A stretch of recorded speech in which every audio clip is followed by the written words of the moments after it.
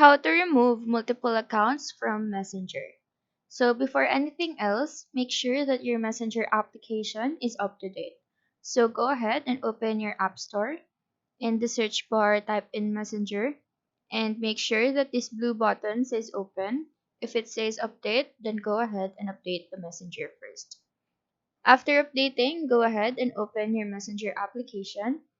In this page, you will see your inbox, and on the upper left part, you will see the three lines icon, so click on that. In this left panel, click on your Messenger username. These options to switch accounts will then show on your screen. Now, to remove multiple accounts without any hassle, just swipe right the name of that account, and as you can see, a remove button will then appear.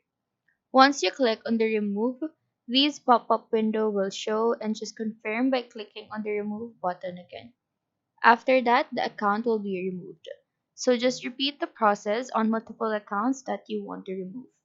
So that is how to remove multiple accounts from Messenger. Do let us know if this video helped you out, and if you have any questions, feel free to drop them down below. Thank you for watching and have a nice day.